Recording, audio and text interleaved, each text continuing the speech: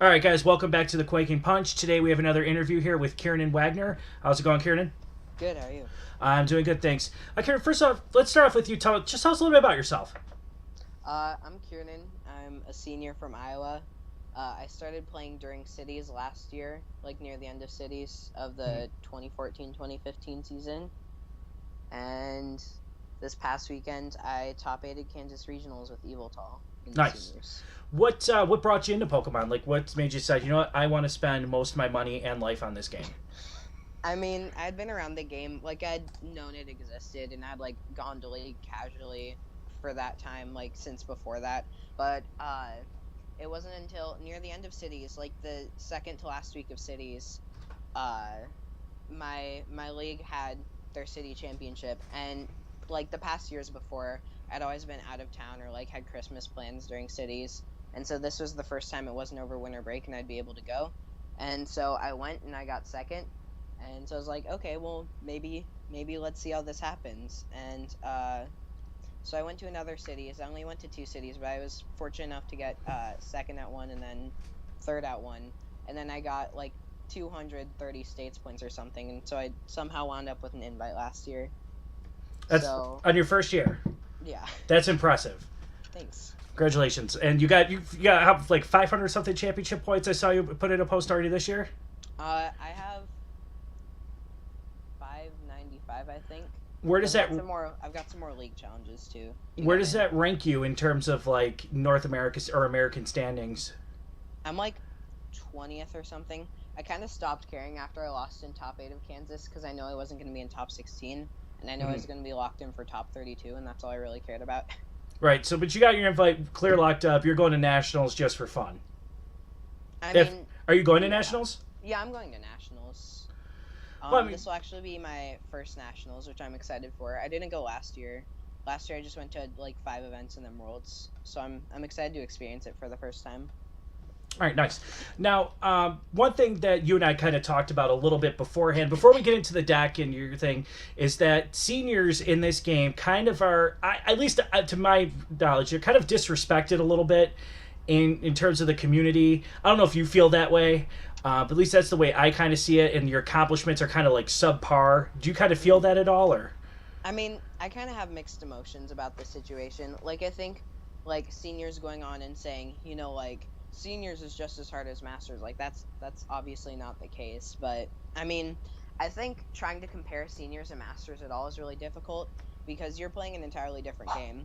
Like, at regionals, you do have, like, at regionals, masters have the luxury of being able to take more than one loss on the first day, which I think is something that would be really nice. And also, masters actually have a meta with metagame trends. Sorry, 1 second. That's I'm all gonna right. cut this later. I have to let my dog out. You're all right.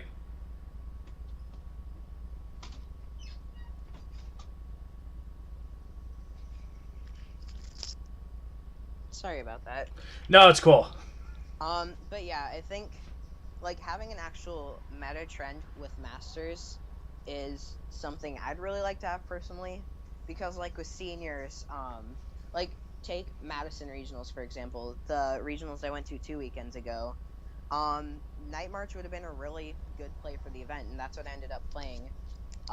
Because Yveltal just won a regionals, but somehow I had faced a Sableye and 3 Toads right after Yveltal won a regionals, and that's kind of how seniors works. And in part, it's because seniors are typically not very good, but then there's also, like I said, like you're playing a whole different game. Masters have a meta. If Masters have a 2-day regionals, then they can afford to take more losses than we can. So I think each tournament structure, like Masters and Seniors, each division has its own ups and downs, you know? Right. I guess the point that I was getting at is more or less like the accomplishments that you have. A lot of masters is kind of saying, well, it doesn't matter because you're a senior, but I've always felt like you really can't change your age or ask to be a part of a certain age group, so your accomplishments while you're in there are certainly accomplishments. Well, I mean, like, for example, I won Nebraska States this year, and that was a tiny states. There are only 14 people there for seniors. Yeah. And so, but I mean, there's a big difference between me subjectively stating, like, I won a state, or me going on and saying I'm just as good as every master who won their 100-person states, and treating it as though winning a 14-person states is the same thing as winning a 100-person states. Certainly. It isn't, but I think that stigma that, like, it's almost as if they treat it as though we can choose to play in harder states. Right. Like, if I have a states, like, Nebraska's the second closest states to me besides my own. Like, I could have gone to Minnesota, or I could have gone to, like, Indiana or something if I wanted to win a harder states. But, I mean, if it's that close to me, I'm not going to... And I know Masters wouldn't either. Yeah. The way I look at it is you got to kind of look at everything in a bubble. Like, you got to look at juniors as their own thing. You got to look at seniors as their own thing, and masters as their own thing. Yeah, definitely. Yeah, and that's just kind of like the way I look at it. And I don't think we should really like be mixing all three of them together, because obviously the best junior is nowhere even close to the like average master. We all understand that, but I feel like you just got to kind of separate everything. Let's just, I want to talk about the deck. Now, what made you kind of want to play Yveltal at the regionals? I mean, at this point in Expanded, it's hard to say that I really want to play anything, but, I mean, Yveltal just felt really safe. After doing poorly the week before with Night March, I went like 4-3 or something, I don't even remember. I had, like, I didn't want to play Night March, even though that was my top consideration for week 3 before Madison, because I was like, okay, seniors are going to play Seismitoad. Like, that's just going to happen. And seniors are going to play dumb stuff that's not great plays for this week, but they're going to play it anyways because they're seniors. And eventually I just came to the conclusion that Yveltal was just the best play, because it was a really strong deck. You 50-50'd pretty much everything. No bad matchups. Yeah, if not having... Like, you have a few favorable matchups. You've got a few 50-50s, but you really don't have anything you can call a bad matchup besides, like, Mega Rayquaza. And But you have your Archeops for that. Yeah. I mean, Archeops not so much, but I played Parallel City. Right. Which was part of it. But I think the big thing was just being able to 50-50 everything when you're going into a meta that you don't know anything about. Because it's a week 3 meta for starters. And then furthering that, because I'm playing in a division where there's no legitimate meta trend. Just pick the deck that you feel is like the most consistent. Mm-hmm. And I was kind of going into it with the fact that, like, there are a few players I knew, like, that were going to be, they're, like, good players. But I was kind of hoping that if I faced the Yveltal mirror, that all the good players were going to try to have Ingenuity, and that I was the only one that would be brainlessly playing Yveltal. So I was kind of hoping that if I played the mirror, I could just try to outskill them. Right. I think that's like the hardest matchup for Yveltal is Yveltal. Oh yeah, definitely. It's a really skill-based deck. Like, it really rewards skillful plays. And in the mirror, if you mess anything up, like, it's such an easy matchup to lose. Right. Now, there's a couple card choices here that I found interesting, and we chatted about this before in Messenger. The first thing I wanted to bring up is Darkrai. Now, I'm noticing you're going here with 2 Dark Cloak Darkrai. Was there any, like, part of you that wanted to put a Dark Pulse Darkrai in there just for that DCE pressure? Or? The only reason, I'd been testing it briefly, but the only matchup I really found where I wanted it more than Night Spear was against Raikou Eels, and that was all but had vanished in senior, well, in general. Yeah, I haven't seen one in a while. Like, it just wasn't really, like, I think Azul was the only person in all of Spring Regionals to cut with the deck at all for any age division. So, because of that, I wasn't, like, I'd rather have the Night Spear option, especially week 3, where a lot of people were going to be hyping Night March, because that is a huge part of your Night March matchup. Yeah, definitely being able to take out a Joltik and a Pumpkaboo in one shot is nice. Another thing too is this Mr. Mime. Like, what does Mr. Mime do for you? Mr. Mime, I built this list with Josh Fernando, a close friend of mine. He's from Victoria in British Columbia, and so we had been testing this since week 1. Week 1, he played Mr. Mime in Seattle, and it's just such a good card. It's a good mirror card. And there's a lot of, week 3, now that we had Carbink, we were expecting there to be some fighting. So, like, there'd be Landorus around. And there are just so many reasons why Mr. Mime would be a good card to play. And, I mean, Fright Knight in general, like, is enough to make it. So, like, Mr. Mime is a card that we just want to throw on our deck. Because if someone can use Fright Knight, like, if you play against someone who knows how to use Fright Knight against you, then they're just going to destroy you without Mr. Mime. Right, yeah, especially when you have Shaman and Jirachi, that's just easy Fright Knight target. Definitely. Another interesting card choice, and you've already told me it's really good, now I want you to tell me why, is Parallel City. And I haven't seen this in the deck yet. Mm. So what made you include Parallel City in your build? Parallel City is another card. I'd originally been playing Reverse Valley like everyone else, but Parallel City is a card that Josh and I had talked about, and like I was pretty on it. I wasn't entirely sold because I like the ability to, with a Fury Belt, Oko a Mew with Baby Yveltal with Reverse Valley, or to one-shot a Shaman with Night Spear and a Fury Belt. But I mean, like, having just that much against the Rayquaza matchup, if you can play down Parallel City and throw up a Fright Knight, like, that's huge. And also the ability to, even when you don't have Silent Lab down, because Silent Lab can really hurt you, being able to sort of control your opponent's board with Parallel City is really strong, because you could Lysander something they didn't want on their board, and then Parallel City. And a lot of the time, they'd have, like, 4 good Pokemon on their board, then, like, a Jirachi and a Shaman. So you could Lysander the Jirachi or the Shaman, and then parallel them, and then they're forced into a position where they had to discard 1 good Pokemon. Right, because normally you would just discard Jirachis and Shamans. Yeah. I'd also, I can't, like, say this was entirely Josh and I, because Trainer Wolf is a close friend of mine, and we had been talking about the deck a lot. And he won Madison, right? Yeah, he won Madison and Masters. And so he had been sold on Parallel City this entire time, and I was like, I don't know, I was a little skeptical.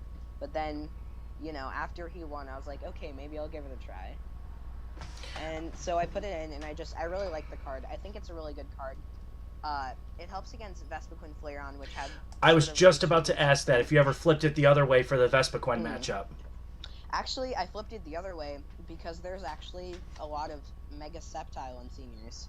Which is surprising, and it's definitely it's probably lots of the jokes about seniors being seniors kind of stem back to things like this. But I mean, Sceptile really was a strong play. It was something that had been on my radar, but I mean, for one thing, I couldn't find a consistent list. Right. I feel like that's something. something. Full art Sceptile, so I wasn't about to about that life. Yeah, I noticed your deck. I kind of hate you because you have like 4 gold Ultra Balls and you're just like bligged out to the max. So I hate you, but I respect it. But no, like Sceptile's like one of those decks where like you see the card, you're like, this card is so good, but then you're like, well, how do I make it work? And it just no one's found it out yet. But I feel like there's something that's coming. I just have to feel that way after rotation. Maybe it might be a strong play. Yeah, it actually it won Kansas for seniors. A good friend of mine, Forrest Sangstock, played it. He's from Texas. He played it in Kansas. He started out like 102 or something, and then won out and then cut. He ended up being first seed, and he ran the tables and won the tournament. And then another thing too with the deck here is like the 2 Lysanders. Normally, like I would see like 1 Lysander, 2 Maxie. Do you ever feel like maybe you wanted to switch that count around, or is the 1 Maxie good for you? 1 Maxie was fine. I don't think it was as much of me settling for the 1 Maxie as much as it was me wanting the 2nd Lysander. Because the list was like my skeleton list never featured less than 2 Lysander. Like I played it with 1 Lysander for about like 3 games until I realized how good the 2nd Lysander was. Originally I actually didn't play the Xerosic. I also played a 2nd N. Because I think N and Lysander this week especially were really good. Because with all of the Mega Rayquaza and all of the Parallel City you're going to need to be using, being able to Lysander around stuff was a really powerful mobility that I didn't want to miss out on. And also just the fact that prizing Lysander in general was really bad. I definitely would have wanted the 2nd N though, because N in itself is a win condition against Night March. 100%. Or it should be. I mean, I'll if you want me to talk about my matches at some point. We can talk about whatever you want. This is your show, man. I'll talk about my matches at some point, and there was a lot of ending against Night March that didn't really do what it was supposed to do, but I'll talk about that later. I actually, in the interview that you guys would have already seen by now that I did with Brett, that would have aired back on Friday, we actually did have a situation where we were playing against Night March with Turbo Darkrai, and at the end of the game, we were able to end him down to 2, and basically stalls him out. So N is 100% a win condition against Night March. If you time it right, you just get him down to 2 or 1 cards. It's really hard for Night March to recover, especially if you could Dark Spear a couple of their Night Marchers away, and then you can end them. Like that's that's insane. Is there any other changes to the deck that you were like thinking, like, you know, hindsight being 2020, where you could look back and say, man, I wish I did this to my deck instead? Simply because of my top 8 match, I somehow managed to lose against Seismitoad Giratina, and because of that, I think a Marowak would have been nice. I don't think Marowak is very good in the deck, but specifically because of how my tournament went, I think I would have liked the Marowak. I Right. also probably would have, thinking about it, I would have liked a second float. I don't know what I would have dropped for a second float, and like I said before, a second end would have been nice. Okay. Mime in the particular, like in Kansas, like in general, Mime's really good, but in Kansas, I didn't play against the mirror, and I didn't play against anything that could snipe me at all. So you felt like you maybe could have dropped Mime? Yeah, Mime didn't really do much for me, but I don't think, like, I think if you're gonna play this deck in an unknown format, like, play the Mime. Mime's really good. Right. So, like, if Marowak, I mean, obviously Marowak fits in really easy with Maxie's Hidden Ball Trick. You don't really have to play the Q-Bones. But it's one of those cards where, like, Archeops and Gallade, like, Gallade always helps you. So, like, if you can play Gallade, I feel like you always should. And Archeops is, like, basically gives you an auto win against Vespiquen Vileplume, which you know is probably going to see a lot of, well, not Vespiquen Vileplume, but Flareon Vileplume and Expanded. So I don't know if I would have cut any of those. Yeah, whatever. I'm an idiot. Don't listen to me. Yeah, but it's an auto win against that deck. So I don't know if I would have cut any of those for the Marowak. I mean, honestly, Archeops wasn't huge. I definitely wouldn't call it an auto win against Flareon Vespiquen, just because they have outs. Like, they have Wobbuffet, but I mean, you have Silent Lab. Archeops Silent Lab is really strong. But if they can get down a Beach and a Wobbuffet, or if they can get down a Beach and then use Energy Evolution, like, there are a lot of ways around it. I played against Alakazam, and that was actually the matchup where Archeops is the most useful for me. In Alakazam, it's like, I played a few of those, and it's just like, for me, it's just like lead Fright Night Yveltal and just watch them pass until they die. Because they're not going to give up their turn to Mega Evolve. Yeah. Well, I mean, I played against Alakazam Bats. Okay. And the player was a really good player. He's actually a player who's notorious for, like, this was the first time I've ever actually beat him. I played him in the finals of Kansas State's last year, lost to him. I played him in top 4 of Fort Wayne regionals this year, lost to him. And so he was playing Alakazam, and that's just an awful matchup for Yveltal, in all honesty. Like, it's not a very easily winnable matchup, especially when it's a player that knows what they're doing. Alex Kreckler, he's a really good player from Missouri. And so because of that, like, I think Archeops definitely helped me. And I think is definitely my saving grace in that matchup.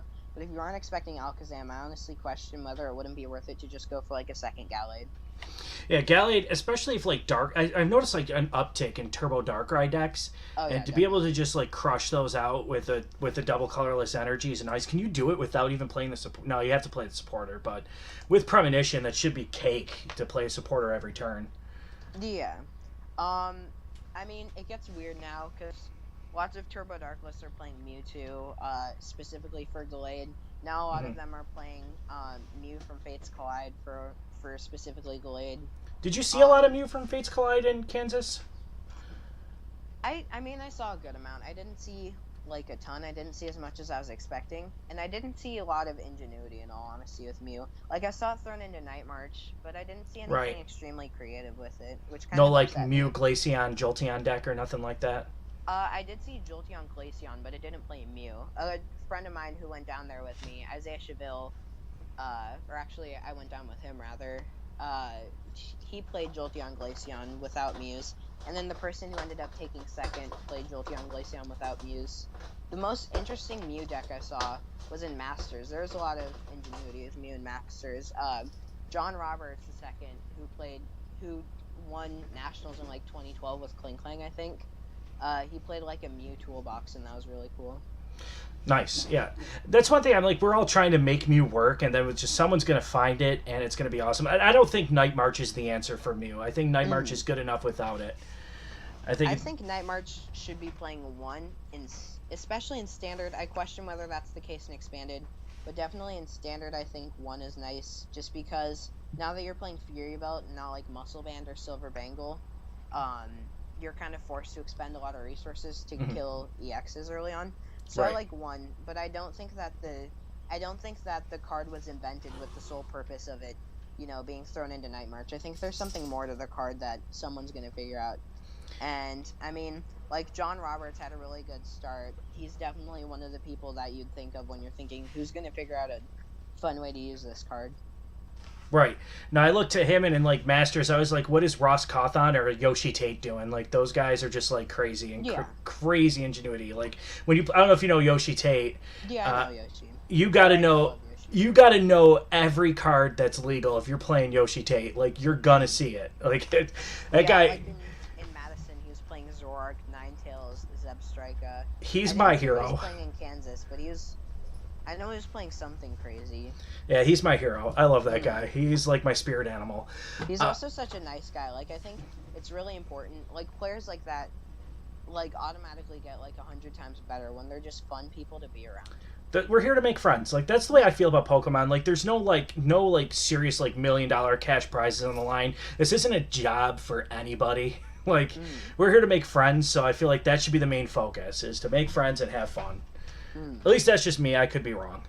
Yeah, I totally feel that. But we're gonna hop into a match here. Let's save the deck first, because I did not play a Tool Scrapper. Oh, we didn't play Tool Scrapper. So what do we have missing here? Let me see. That's bad. I was too angry by your gold Ultra Balls.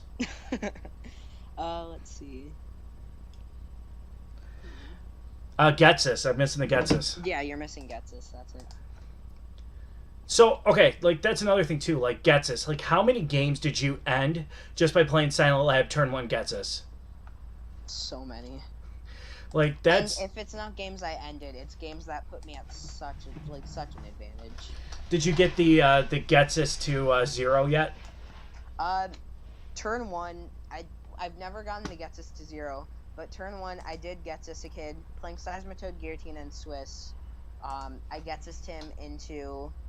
He had a Toad active. I Getsus'd him into 2 Double Dragon Energy, but he top-decked the Sycamore. Oh, that's the worst.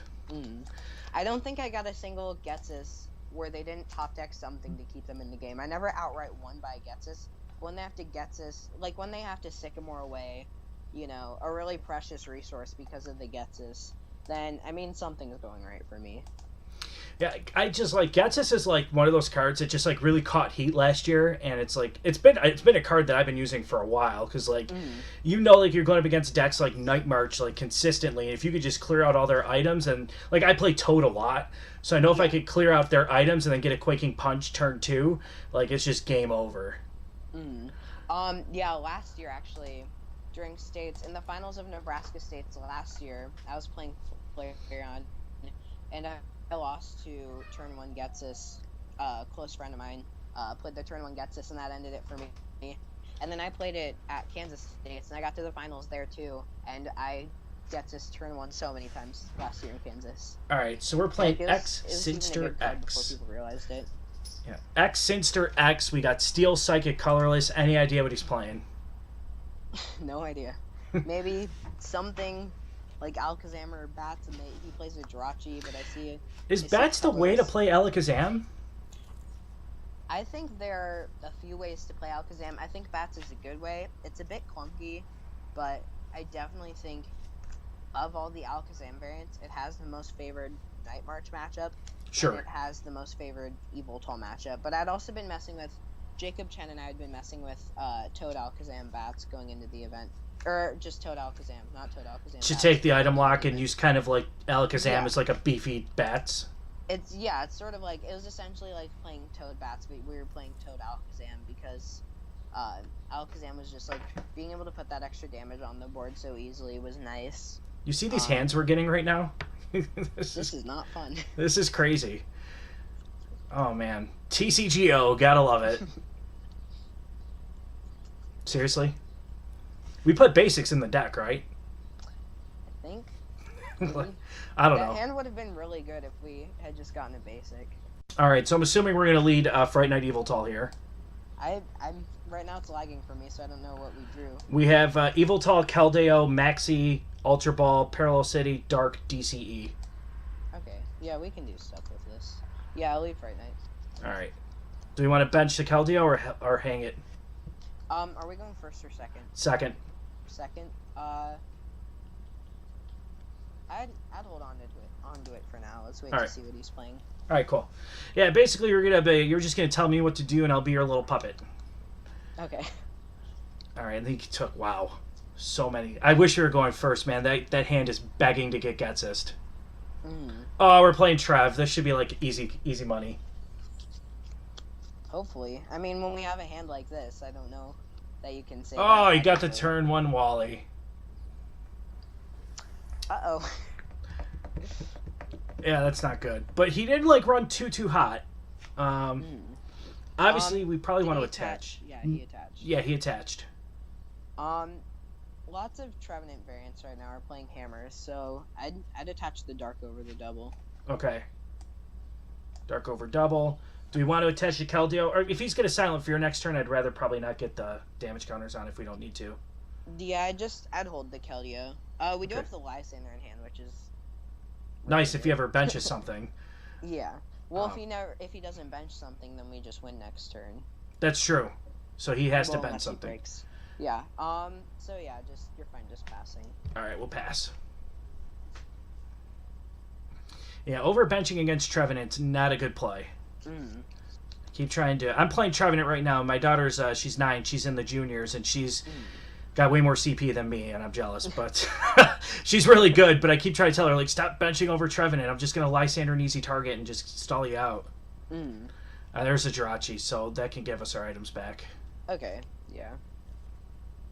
Oh, he level balled for Jirachi.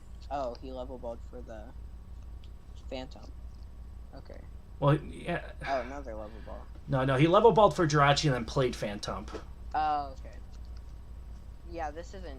My screen is lagging a lot, so I can't really tell what's going on. Yeah, I don't know what's going on here. It's just all of a sudden, it's just when I was doing my last interview, halfway through, it was oh, lag city. And it's been, I don't know.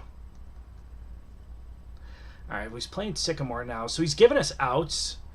Yeah. And I saw a Delinquent, so that's not. I hate Delinquent, but let's see. It looks like he's just playing Aaron Tarbell's list. Probably, yeah, because he's got the level balls. I mean, it's a solid list. But I think the big takeaway, because he's playing level balls, I think it's safe to assume he's not playing Crushing Hammers at this point. No, I don't think so. If you're playing the level balls, you really don't have room for the hammers. Yeah. He might have a Team Flare Grunt, and that's a big might. But yeah, definitely. But I mean, I think we're fine for now, considering that he had to Sycamore. I don't think we have to worry about losing our energies right now. No, I don't think so either. If he evolves, if he doesn't evolve, I almost wonder whether we don't just want to take the knockout. I mean, there's an argument to be made. Let's see, we take the 60 damage. Trevenant can't do 60 damage in one turn no matter what. Well, he evolved, so. He break evolved? Yeah, he break evolved. Okay. Yeah, Trevenant can't do 70 damage even on its best day, so. Unless he plays one of those weird, muscle band lists. Are people doing that? Yes, I've seen it. Oh, no. It's terrible. Oh, God, that just sounds awful. But I've seen it. It's bad. So I'm assuming we're going to Lysander the Shaming because there's no float. Oh, this is messy. I think... Unless you want to take a knockout on one of these Phantoms. I say we Lysander Phantom. Alright. And then... Well, we got the Gallade. That's an easy Ultra Ball target right there. Yeah. Attach DC for sure. Okay. And then probably Ultra Ball. With the Trevenant, I don't think we're going to be having a really strong opportunity to get out the Maxies this game. So I just Ultra Ball away the Maxies and the Glade. Alright. Alright, where are we grabbing? There's argument to be made for just about any of these guys. I'd probably... Do we have Shaman? No. We don't have Shaman or Jirachi. Rip. Neither Shaman nor Jirachi. Rip. I'd probably just grab the Yveltal EX and hold it then. Okay. Yveltal and hold. Do we want to bench anything? I don't think so. Okay. I think we should I think we should parallel. Parallel. He's gonna have to leave something on the board, and making it so that he's not gonna be able to throw down. All right. Do we want to parallel giving him a bench size of 3? Yeah. Okay. And then pitch black spear. What do we? What did he discard? Nothing yet. If he was smart, he'd probably discard the Jirachi. Yep. Yeah, Jirachi's definitely more of the liability to him. Yeah, that's what he did. He did the Jirachi. Alright, so just pitch black, kill the Phantom, and then 62 the Shaman. Yep, that's really the only target. All right, cool. Yeah. All right. Any preference on where the prize cards draw from? Doesn't really matter. You know, you're not one of those players that has like a weird like habit. Oh, we got Jirachi. I always start bottom right and work my way up. I have to. Yeah, I always lay them out and then draw bottom right. Oh, you know what? We have Fright Night. We don't have to worry about this bursting balloon. Yeah, balloons are fine. I don't know why I see. Like that's the power of Fright Night Yveltal. It's like sometimes you like even like you just forget it's there. Like I remember like seeing in like a match that like Russ LaPere had where he had Fright Night. His opponent Mega Evolved and then that was it. His turn was over.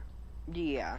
Oh, like, his 6 prizes. Was it a 6 prizes article? I don't remember. I just saw the conversation on Verbank and it's like it's such a powerful card. All right, so I'm assuming we're gonna want to get this Jirachi down. Or not, I don't know. It's up to you. Is it our turn? Yeah. Yeah, bench the... Ooh, Dark Energy. I benched the Yveltal EX with the Dark, and then Jirachi for, Juniper. Okay. Alright. Or, honestly, I don't know. Maybe, like, there could be... Yeah, let's just go Juniper. I was gonna say there could be an argument to be made that with the 1-card hand, he might just be holding a VS Seeker for next turn, but if he's holding a Sycamore, then Getsus is just gonna kill us. Yeah, it will destroy us. So let's just, go Jirachi. Okay, do we want to bench the Keldeo?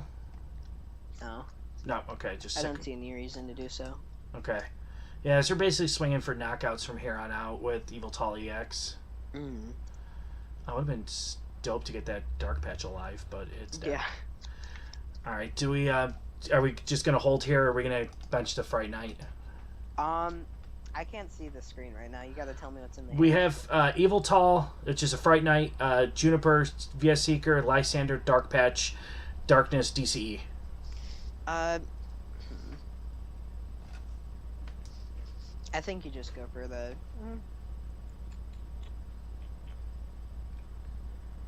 Yeah, I just go for the pitch black. Don't bench anything. All right. Well, we're gonna take an easy prize. Cause dropping the Yveltal later is gonna be a bit better. Back when our dark, we got a few live Dark Patches. Yeah. Took Shaman and Archeops as the prize cards. Let's see what he had in hand for the turn. If it's Versus Seeker, you would have been right. It was a Versus Seeker. See, you were right. Gotta follow your instincts. Here comes the Lysander play, which... Yeah. I mean, we don't have anything out here that's, like, going to be a huge liability. Jirachi retreats for 1. I mean, I guess, like, just making us attach is kind of dumb, but I think we're fine. Well, he took the knockout, too, so that is a problem. Well, we have the Dark Patch. Alright, so... Do we have the Dark... Why is it not highlighting the Dark Patch? We have Darkness in here, right? Oh, no, we're on Item Lock. Because Item Lock's active. Blah. I never said I was smart, man. Yeah, so I don't see what else you do besides just retreat and then pitch black again. Well, Oh, yeah, I'm dumb. No, yeah, we can Evil Ball. No, I can't. Well, next turn. Yeah. We have the light. No, he's got another Trevenant active. Lysander's not going to help us play items. Oko the Jirachi. I'd probably just attach the DC and. I wonder whether we N or pass here. Oh, it's tough. We're going to N ourselves to 3. Yeah, I think at this point we can N. And down to 3? Yeah, I mean we've got an existing board, like we've got stuff we can do. Okay. So at this point N's only just gonna screw him over. If anything, like if we can get down like a Darkrai or something off the end. We did. We got Darkrai EX, Dark Cloak. Alright, so I'd bench it next turn. Next turn? Okay, so pass for this turn. Yeah. Okay. Is that a Darkrai in hand? It is.